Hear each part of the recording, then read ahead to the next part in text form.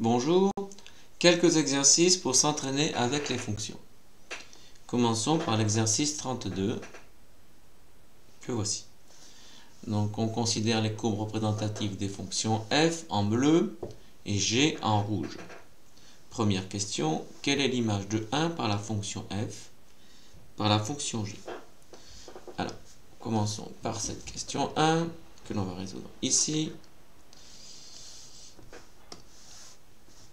Petit 1, 1, voilà. Donc on sait que l'image de 1 par la fonction f, ça peut s'écrire f de 1. Donc on va l'écrire comme ça. Donc l'image de 1, c'est f de 1. Ici, j'ai pas de formule, il faut que je le lise sur le graphique. La fonction f, sa représentation graphique est en bleu. Donc f de 1, c'est 1 est ici. Verticalement, on obtient 4. Donc l'image de 1, si on devait l'écrire graphiquement, on ferait des pointillés comme ça pour montrer que l'image de 1 ici, eh bien c'est 4. Donc f de 1 égale 4. Donc quelle est l'image de 1 maintenant par la fonction g? Donc même principe, à ceci près que c'est la courbe rouge.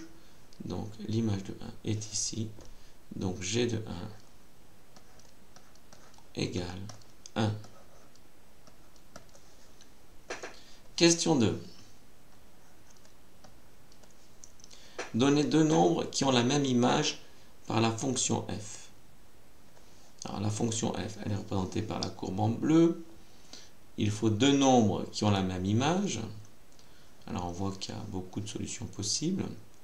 Et on peut par exemple prendre un cas qui tombe bien sur un quadrillage.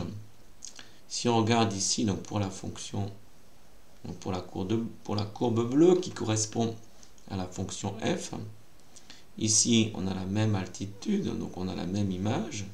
Si on est à ordonnée constante, donc ces points-là et ces points-là, ils correspondent à deux nombres qui ont la même image par la fonction f. Ces nombres, c'est 0 et 2. Donc 0 et 2 ont la même image par f.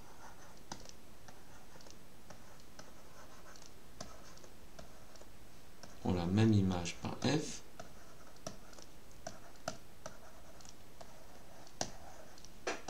On va dire tout de suite quelle est cette image. Donc f de 0 égale f de 2. Donc l'image de 0 c'est 2, l'image de 2 c'est 2. Donc ces deux nombres ont la même image qui est 2. Donc question 3, chercher un nombre égal à son image par la fonction g. Alors cette question est plus difficile ici. Donc la question g, ça correspond à la courbe en rouge. Alors la question, qui n'est pas une question évidente ici, c'est quand est-ce qu'un nombre est égal à son image. Donc on va oublier la courbe bleue, on va juste se focaliser sur la courbe en rouge, et on cherche un nombre qui est égal à son image. Alors si on prend par exemple le nombre 0, alors le nombre 0, son image c'est 2, donc il n'est pas égal à son image. Si on prend le nombre 1, en revanche, donc son image c'est 1, ben alors lui effectivement, on a l'impression que, enfin, et clairement c'est vrai que ce nombre 1 est identique à son image, parce que l'image de 1 c'est 1. Donc on cherche par exemple aussi, on peut regarder pour 2, ah ben là encore on dirait que ça marche, l'image de 2 c'est 2. Donc en fait l'équation, en termes d'équation, on se pose la question, quand est-ce que g de x égale x? Un nombre égal à son image, alors je vais l'écrire ici pour l'instant, c'est un nombre x qui vérifie que g de x, eh ben, c'est égal à x. Donc la question plus générale, c'est comment on voit sur une courbe de fonction, donc graphiquement, qu'une fonction est égale à son image. Alors, en fait, ce qu'on peut faire, donc sachant que ça se traduit par ça ici, donc là je le dis, c'est un petit peu au-delà de l'exercice, mais c'est bon à savoir, c'est que donc vous voyez ici, j'ai la courbe d'une fonction g, ici, qui est la courbe ici, la parabole en rouge, ici. Mais en fait, x, la fonction ici, x donne x, eh bien c'est aussi une fonction. Quelque part, ce x qui est égal au nombre de départ, je peux considérer que c'est une fonction qui ne fait rien, autrement dit, c'est la fonction qui a x associe x. Et cette fonction, en fait, sa courbe, c'est assez facile à voir, hein. Sa courbe, c'est la première diagonale, donc c'est cette droite ici. La courbe de la fonction, je vais l'appeler h. Donc, je vais appeler h la fonction h de x égale x. Donc, c'est une fonction un peu évidente. Eh bien, cette fonction, sa courbe, eh bien, c'est assez facile de voir que c'est cette diagonale ici. Ça, c'est la courbe de h.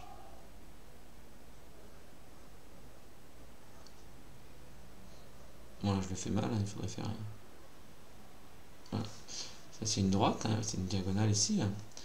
Et donc, on voit qu'en fait, eh bien, ça, c'est aussi général, hein, quand on a deux courbes de fonctions, quand est-ce que les fonctions donnent la même chose, quels sont les nombres pour lesquels, ici, h de x est égal à g de x, eh bien, c'est les points d'intersection des deux courbes, et on voit qu'il y en a deux, comme on a observé, mais il y a 1 et 2, il n'y en a pas d'autres. Il y a deux nombres qui sont 1 et 2 pour lesquels la fonction g de x et la fonction h de x qui est égale à x sont égaux. C'est les nombres 1 et 2. Donc, on a résolu l'équation f de x, donc g de x égale x. C'est une équation qu'on vient de résoudre en fait ici graphiquement. Donc pour deux nombres, on le voit ici, donc c'est le nombre 1 et c'est le nombre 2. Pour deux nombres,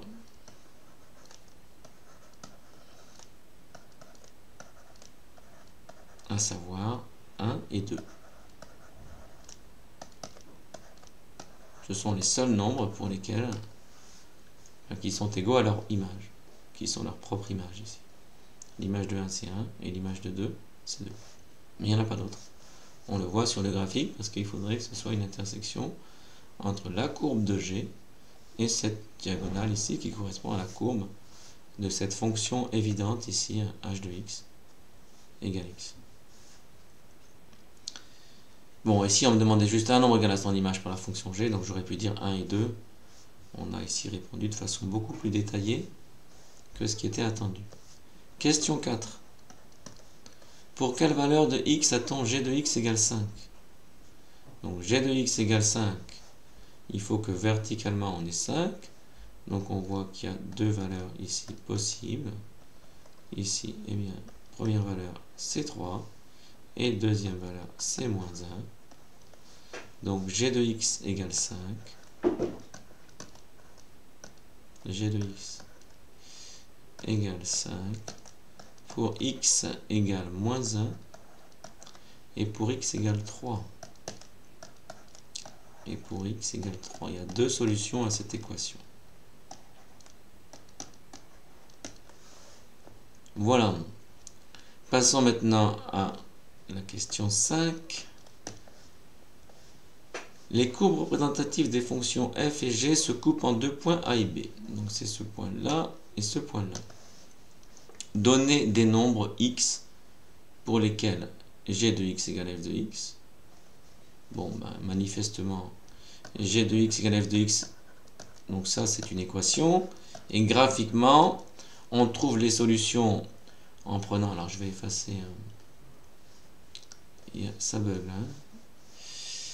Et je ne sais pas ce qui se passe.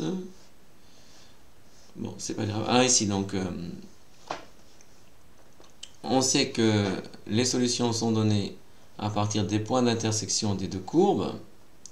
Donc les points d'intersection des deux courbes, c'est le point A et le point B. Il n'y en a pas d'autres, hein, les points où les deux courbes se coupent. Et donc il faut regarder l'abscisse correspondante. Donc pour A c'est 0, pour B c'est 2. Donc g de x égale f de x pour x égale 0. Et pour x égale 2. On a résolu l'équation ici. On a résolu graphiquement l'équation. C'est comme ça qu'on résout une équation. Mais on regarde les points d'intersection. Comme on l'avait fait finalement, et de façon peut-être plus étonnante pour cette équation ici. que l'on a interprété comme g de x égale h de x, où h est la fonction voilà, définie par h de x égale x. Passons maintenant à l'exercice 33. Donc voici cet exercice. On définit la fonction d qui représente la distance parcourue par Léon en fonction du temps pour aller de chez lui au collège. Donc il part de chez lui et il va au collège. Et on voit le temps qui s'est écoulé ici. Donc 18 minutes pour arriver ici, au-delà de 2400 mètres. On va donc répondre aux questions que voici. Alors, petit 1.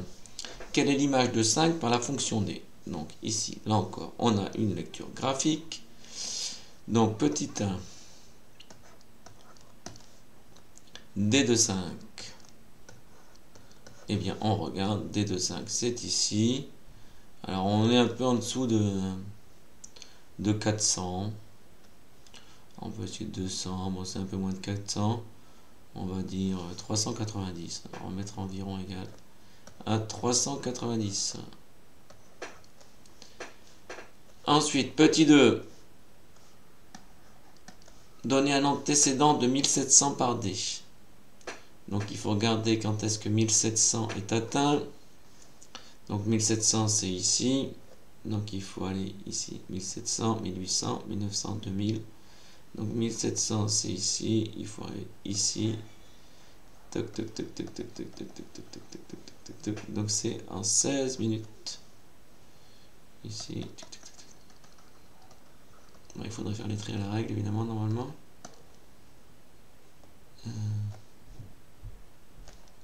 Ici, voilà.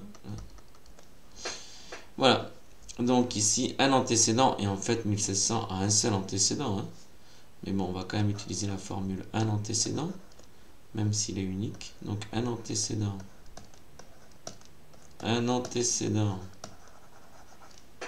de 1700 et 16. Autrement dit, d de 16. d de 16. Alors c'est un peu bizarre de l'écrire comme ça, mais c'est comme ça qu'on écrit que 16 est un antécédent de 1700 à l'envers. Voilà. Question petit 3. Que s'est-il passé entre 8 et 13 minutes?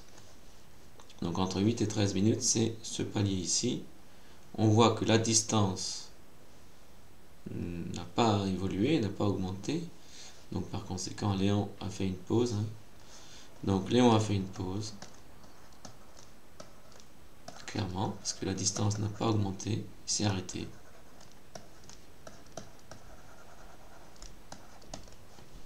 Question 4. Léon fait une partie de son trajet en bus et une autre à pied. Identifiez chacune des 3 parties de la courbe ci-dessus.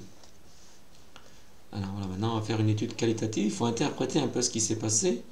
Donc on indique ici, donc de 8 minutes à 13 minutes, Léon faisait une pause parce que la distance n'évolue pas. Si on regarde ici, on voit que la distance elle évolue, mais pas très vite. Hein, la vitesse elle n'est pas très grande parce qu'on fait 600 mètres en 8 minutes. Alors qu'ici, c'est plus pentu, la vitesse est plus grande. Donc on voit bien ici les 3 portions que fait Léon. Donc à savoir ici, il va à pied, donc il avance mais pas très vite. Donc pendant les 8 premières minutes, il avance à pied. Ça monte, mais pas très... La pente est assez faible, donc il va pas très vite, parce que c'est ça que traduit la pente ici. Ça traduit la vitesse de son déplacement. Donc pendant les 8 premières minutes, il va à pied, il arrive au bus, il attend le bus, donc la distance n'évolue pas. Et à 13 minutes, il prend le bus, et donc la vitesse, elle augmente plus rapidement ici. Et donc il arrive ici au collège. Effectivement, il va plus vite sur cette portion ici que sur la portion où il marchait. Alors passons maintenant à l'exercice 39, qui permettra de réviser un peu le tableur. Donc c'est extrait ou inspiré du DNB 2014. Donc exercice 39. Donc à l'aide d'un tableur, on a réalisé des tableaux de valeurs de 2 fonctions dont les expressions sont f de x égale 2x et g de x égale moins 2x plus 8. Donc voilà ici la représentation du tableur correspondante. première question. Quelle est la fonction f ou g qui correspond à la formule saisie dans la cellule B2? Donc on voit ici qu'il y a une première fonction et ici une deuxième. Donc pour B2, qui correspond ici aux deux premières lignes, on a la valeur de 0 et l'image de 0, donc qui manifestement ici est 0. Donc on regarde sur les deux fonctions. Par la fonction f, l'image de 0, c'est 2 fois 0, 0. L'image de 0 par la fonction g, c'est moins 2 fois 0 plus 8. Donc 0 plus 8, 8. Donc manifestement, en B2, on a mis la formule de la fonction f. Ici, c'est le double ici. Donc, c'est la formule de la fonction, c'est f. Car manifestement, car f de 0 égale 0, alors que g de 0 égale 8, et là, comme il y a 0, eh bien, c'est qu'il s'agit de la fonction f. On pourrait le vérifier pour les autres valeurs, mais ici, déjà avec 0, ça suffit. On voit bien que ici, c'est la fonction f, et ici, c'est la fonction g. Donc, le tableur ici permet d'obtenir un tableau de valeur de la fonction f ici et de la fonction g ici. Enfin, on se doute qu'ici, ça va être la fonction g. On ne l'a pas vérifié, mais enfin, si l'exercice a un peu de sens, c'est ce qui va se passer. Donc, question de quelle formule a été saisie dans la formule B5? Alors, B5, ici, on voit que ça correspond, comme on vient de le dire, à la fonction g. L'image de 0, c'est 8, effectivement. L'image de 1, c'est 6, ben oui, moins 2 fois 1, donc c'est moins 2 plus 8, ça donne 6. Donc ici, il s'agit bien de la fonction g. Donc en B5, on a entré une formule tableur qui permet de calculer la fonction g. On a entré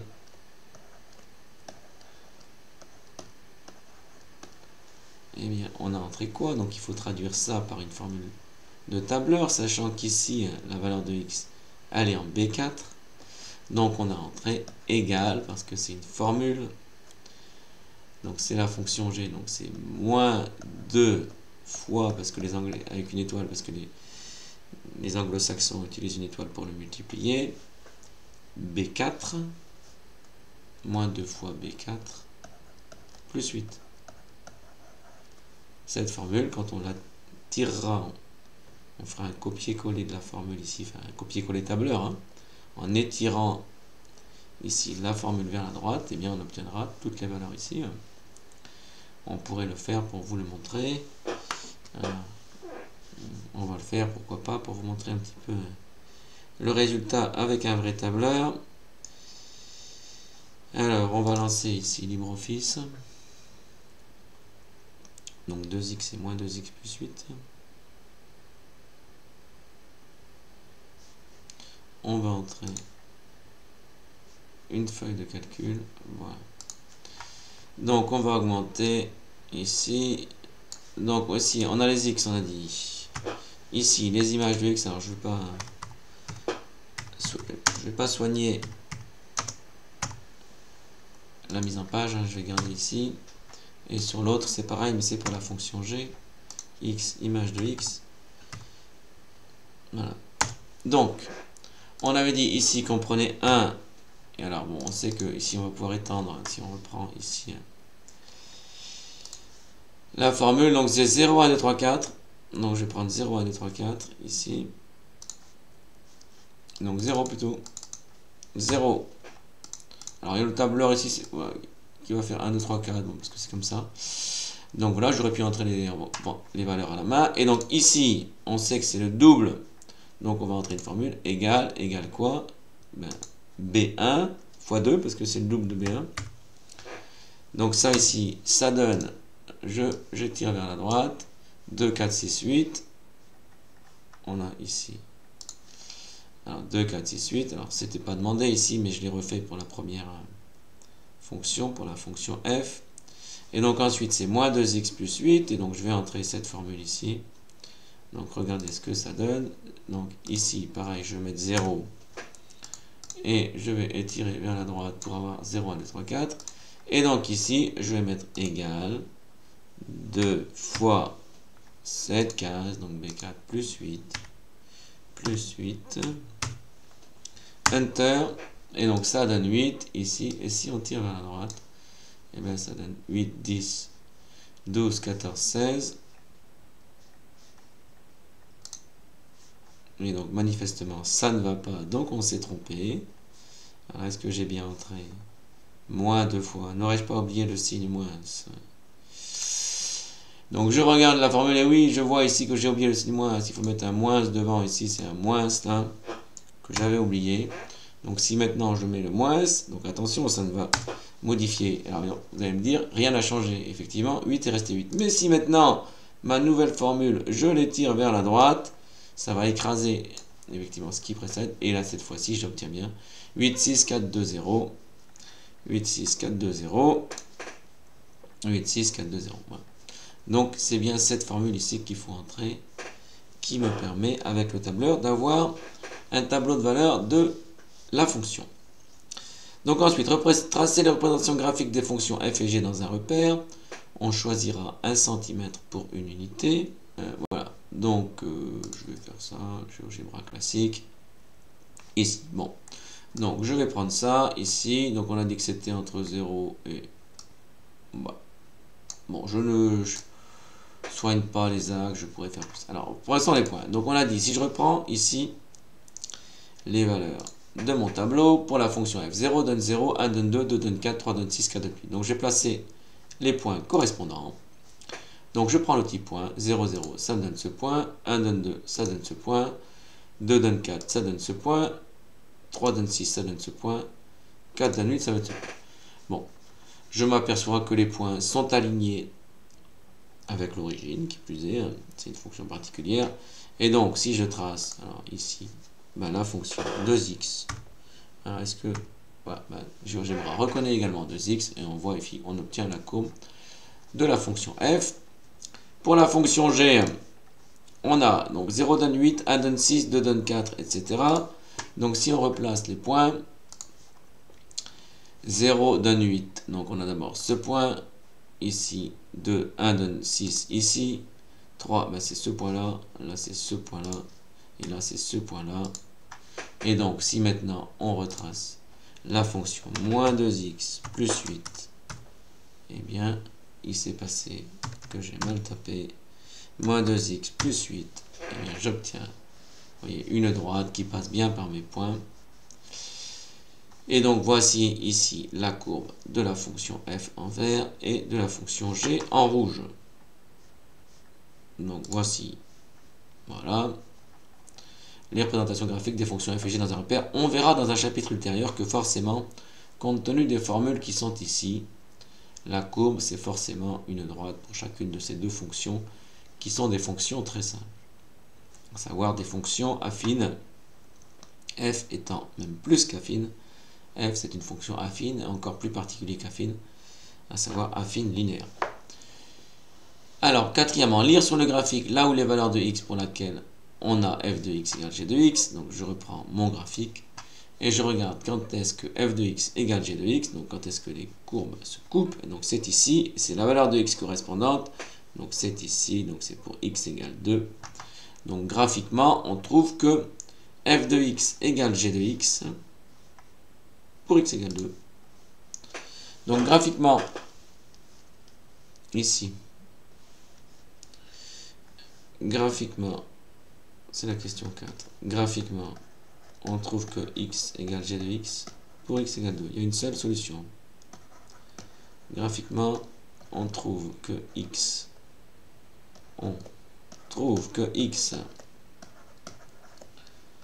égale que f de x égale g de x pour une seule valeur. C'est pour x égale 2.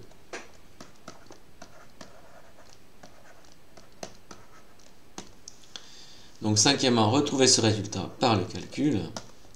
Bien, il s'agit de résoudre cette équation, sauf que cette fois-ci, on va la résoudre par le calcul. Donc, f de x égale g de x, ça se traduit avec les formules dont on dispose ici par 2x égale moins 2x plus 8, ce qui donne donc 2x plus 2x, on transpose le moins 2x à gauche ici. Donc ça donne ça. Donc ça donne 4x égale 8. Autrement dit, on divise par 4 des deux côtés. Ce qui me donne donc x égale 2. Et on retrouve que la solution de cette équation, c'est x égale 2. Cette fois-ci, on l'a obtenue par le calcul. Passons maintenant au célèbre problème de la boîte. Donc il s'agit ici de maximiser le volume d'une boîte que l'on fabrique ici à partir d'une plaque carrée. Donc dans cet exercice, la plaque elle fait 20 cm de côté. Et donc on coupe ici, enfin, voilà, on fait des petites languettes ici, et qui ne compteront pas dans le volume ici. Donc on peut prendre une... Bon, en fait ça correspond à la hauteur de la boîte ici. Et ça on l'appelle x, on peut prendre plus ou moins grand. Donc ici, x, a priori, va être entre la moitié de la longueur. Donc au maximum, on arrive ici, hein, donc à la moitié du côté du carré en carton. Donc c'est x va être compris entre 0 et 10. Et donc à l'aide de ces... Donc soit on enlève carrément les côtés, là, puis après on scotche, soit effectivement, comme sur le dessin ici, on s'en sert comme languette. Mais toujours est-il que cette partie ici... Au centre, ça va constituer le fond de la boîte et on va replier les bords ici pour obtenir la boîte qui est ici et on cherche à obtenir une boîte qui aurait un volume maximum. C'est une boîte sans couvercle. Alors ce problème est assez compliqué, disons, mais c'est l'occasion d'utiliser des fonctions. Donc ce qu'il faut, c'est calculer pour une valeur de x ici, quelle que soit la valeur de x, comprise entre 0 et 10, le volume de la boîte que l'on crée. Et c'est cette formule qui va donner une fonction que l'on va étudier et que l'on va chercher à maximiser. Donc le volume qui va dépendre de x, donc c'est une fonction de x, donc on écrit v de x ici. Eh bien je sais que c'est l'aire de la base fois hauteur, parce que c'est un prisme droit, ou, alors je vais peut-être pas... On va peut-être directement écrire la formule longueur fois largeur fois hauteur, hein, pour un pavé droit. Voilà la formule qui donne le volume. Donc ça, longueur fois largeur, eh bien c'est ici, longueur fois largeur. Alors pour notre pavé droit à nous, il est particulier ce pavé droit parce que sa base est carrée, donc ça va être 2 fois la même chose. Alors c'est combien? Bon. Donc la hauteur, très clairement, c'est x, parce qu'effectivement, ici, ça correspond à la hauteur qu'on retrouve partout. Donc la hauteur ici, c'est x. Donc h, c'est x. Reste à trouver combien fait ici grand L, qu'on peut lire ici, et qui est égal à petit l, qu'on peut lire ici.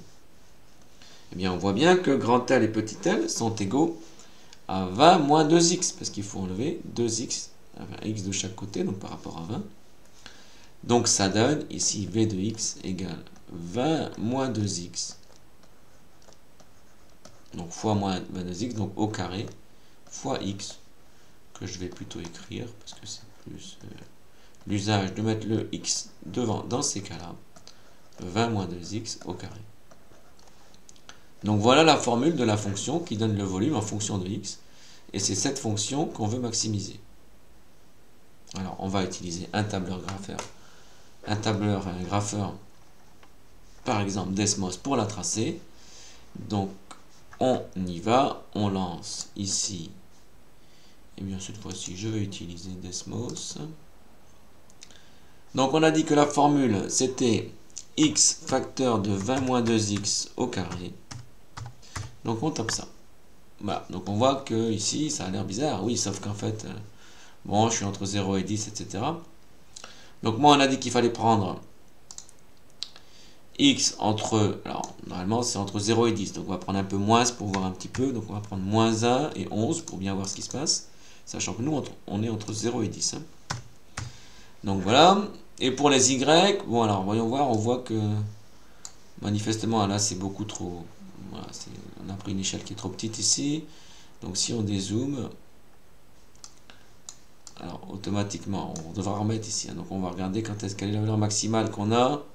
Ouais, on voit que c'est à peu près 600, là. Donc, on va prendre entre moins 50 et... et 600 pour y. Donc je refais ça ici. Donc je dis que pour x, on a dit que c'était entre moins 1 et 11. Et pour y, on a dit que c'était, ah ben j'y suis là, vous voyez, on est entre moins 600. Donc là c'est satisfaisant. On est entre, voilà. Bon, on a des valeurs satisfaisantes, on pourra affiner ici, mais on voit bien ici la courbe de la fonction, donc il faudrait se limiter. Hein, c'est cette partie entre 0 et 10 qui m'intéresse, le reste il compte pas. Hein. Donc il faudrait vraiment le faire exactement ici en prenant l'axe des x, en prenant vraiment 0,10 si on veut vraiment obtenir exactement la courbe, c'est ça. La courbe c'est ça. Toute la partie qui est entre plus petit que 0, plus grand que 10, elle compte pas. Donc voilà la courbe. Bon, et bien on voit que ça donne le volume, et donc manifestement le volume est le plus grand, c'est ici. Alors on voit que hop, hop, ici il y a un point noir qui donne un peu la valeur maximale. Ici, on a l'impression que c'est cette valeur qui est maximale. Donc voilà, donc on pourrait dire que le volume graphiquement, après avoir tracé la courbe de la fonction qui donne le volume, et bien que le volume est maximal. Alors c'est une valeur approchée, hein, environ à 3, pour x est environ égal à 3,33, et que cette valeur c'est à peu près 593. Donc c'est 593. Donc on pourrait dire que c'est 593. Donc volume maximal 593.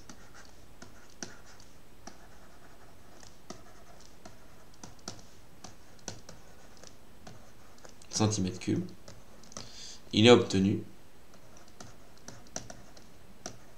pour x. Alors c'est environ. Hein. C'est environ. Obtenu pour x c'est environ. On avait dit 3,33. Je vous remontre ici le graphique que voici. Voilà. Alors en fait, vous verrez au lycée qu'il y a une façon de voir 3,33. En fait, on sait que c'est 10 tiers.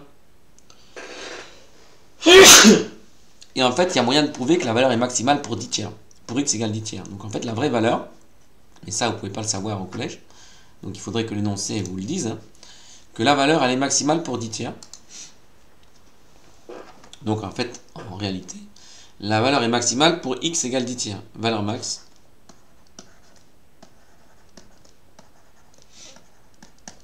Elle est obtenue pour x égale 10 tiers. Voilà, on est obligé de l'admettre pour l'instant, vous comprendrez pourquoi au lycée. Donc x égale 10 tiers de centimètre, qui est une valeur fractionnaire. Hein. Et donc sachant que la valeur maximale c'est obtenue pour x égale 10 tiers, on pourrait mettre 10 tiers dans cette formule pour avoir la formule, la valeur maximale du volume, mais en valeur exacte. Donc le volume maximal, le volume max. Et bien il faut appliquer. Donc c'est V égale, donc il faut remplacer x par 10 tiers, donc c'est un calcul de fraction, c'est 10 tiers facteur de 20 moins 2 fois 10 tiers au carré. Comme ça on aura une valeur exacte ici. Bon donc on voit ici que dans la parenthèse c'est 20 moins 20 tiers. Bon donc c'est 60 tiers moins 20 tiers, donc 40 tiers. Donc ça fait 10 tiers facteur de 60 tiers moins 20 tiers au carré. Donc ça fait 10 tiers facteur de 40 tiers au carré. Autrement dit, eh bien ça fait 4000, donc 4 fois 4, 16.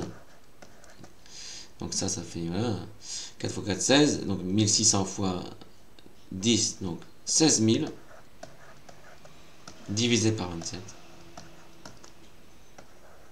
Et voilà la valeur maximale